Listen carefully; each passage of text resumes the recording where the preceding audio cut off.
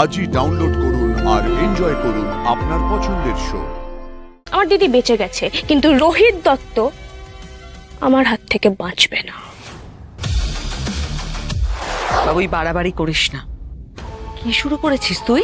হ্যাঁ, কি শুরু করেছিস তুই? রোহিতকে অ্যারেস্ট করেছিস, ওর গায়ে হাত তুলেছিস। শোন বাবু, আমি কিন্তু তোকে কিচ্ছু করতে পারবে না মা। শোনো মা, ভুল যে করে ভয় সে পায়। আমি তো কোনো ভুল করিনি, তাই ভয় পাওয়ার কোনো প্রশ্নই ওঠে না। আর আপনার ছেলেকে আমি এমনি এমনি অ্যারেস্ট করিনি। মাঝ রাস্তায় দুজন গুন্ডাকে নিয়ে আমাকে ঘিরে ধরেছিল। আর শুধু তাই নয়, মাঝ রাস্তায় দাঁড়িয়ে আমাকে থ্রেট দিয়েছে ও নাকি আমাকে তুলে নিয়ে যাবে বিয়ে করার জন্য। কিভাবে বিয়ে করতে হয় সেটা শেখাবে। একজন অন ডিউটি পুলিশ অফিসারের গায়ে হাত দিয়েছে ওই ছেলেটা। জেলের ঘানি তোকে টানতেই হবে, শাস্তি তো ওকে আমি দেবই। কি তখন থেকে শাস্তি দেব করে যাচ্ছিস? তুই বুঝতে পারছিস না রোহিত অঞ্জলি দাঁড়াও, আমি ওকে শাসন করব, আর আমি তোমাকে এনশিওর করছি যে ভবিষ্যতে এ ধরনের আচরণ আর করবে না। তুমি প্লিজ কমপ্লেনটা তুলে নাও। এই শাসনটা যদি আগে করতেন না, তাহলে আপনার ছেলে এরকম জানোয়ার তৈরি হতো না। মহাগৌরী, মুখ সামলে কথা বলো।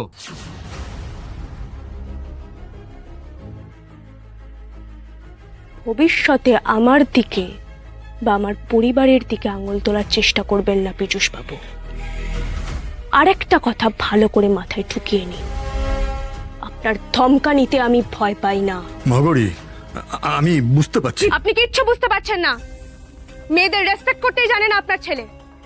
আজ ফোর্সফুলি আমাকে তুলে নিয়ে যেতে এসেছিল রোহিত। আজকে যদি আমি পুলিশ অফিসার না হতাম, যদি আমি ক্যারেটে ট্রেনিং না নিতাম, আমি যদি মারপিট না জানতাম, আজ যদি আমি একজন সাধারণ মেয়ে হতাম, তাহলে তোর সর্বনাশ হয়ে যেত। তখন কি হতো?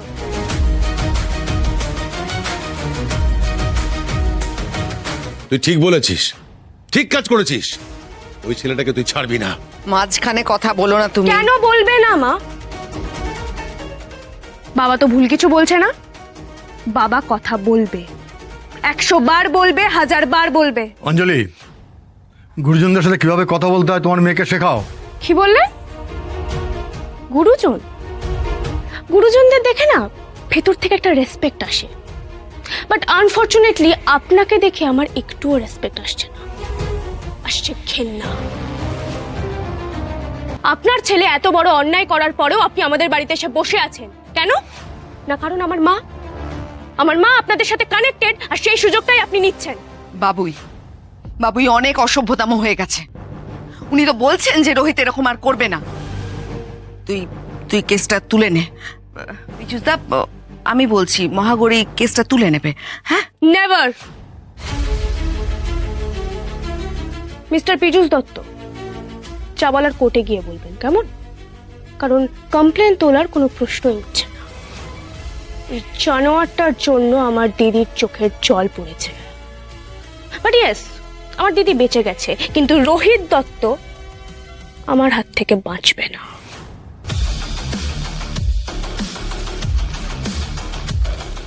সেদিন শুধুমাত্র আমার মা আর দাদা ছিল বলে আমি কিচ্ছু করতে পারিনি, বাট আপনার ছেলে যেটা করেছে তার কোনো ক্ষমা হয় না। একজন অন ডিউটি পুলিশ অফিসারের গায়ে হাত দেওয়া, 3 বছরের জেলের খানি আমি টানিয়েই ছাড়ব।